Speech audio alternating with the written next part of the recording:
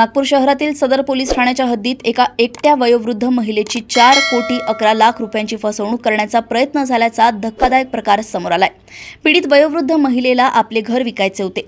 संबंधित आरोपी ते घर खरेदी करण्यासाठी सातत्याने प्रयत्न करत होता, मात्र काही कारणास्तव हा सौदा होऊ शकला नाही।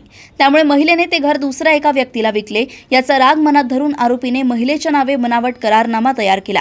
या बनावट दस्तऐवजामध्ये 4,11,00,000 रुपयांचा व्यवहार झाल्याचे दाखवून 11,00,000 रुपये रोख व उर्वरित रकमेचा चेक दिल्याचा खोटा दावा केला।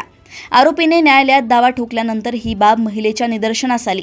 आपण असा कोणताही करार केला नसून कोणतीही स्वाक्षरी केली नसल्याचे लक्षात येताच महिलेने तातडीने सदर पोलीस ठाण्यात तक्रार दाखल केली।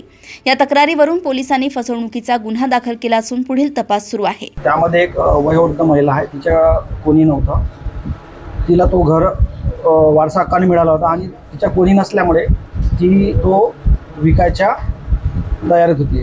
त्यामुळे जो आरोपी आहे त्याने बरेच प्रयत्न केले तो विकत घेण्याचा, पण त्याने तो सौदा होऊ शकला नाही, म्हणून तिने दुसऱ्याला विकलं।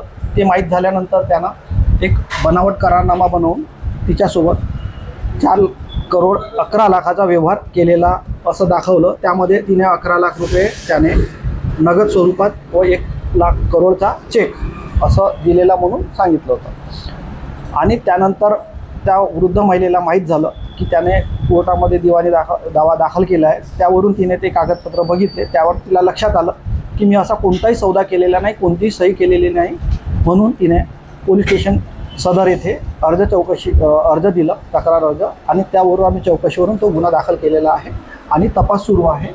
आरोपी सध्या पाहिजे आहे, फरार आहे। ती इन्कम टॅक्स ऑफिसरमधून जॉईंट कमिशनर म्हणून या पदावर होती आणि ती आता सध्या बाहेरगावी म्हणजे पंजाबमध्ये राहत आहे। जर काही असं प्रसंग आलं तर त्यांनी कोणत्याही आमिषाला बळी नाही पडू नये आणि त्यांनी सरळ पोलीस स्टेशन येथे कोणत्याही पोलीस स्टेशनला, नजीक जवळच्या पोलीस स्टेशनला तक्रार द्यावी। आम्ही त्यांना योग्य तो कारवाई करू।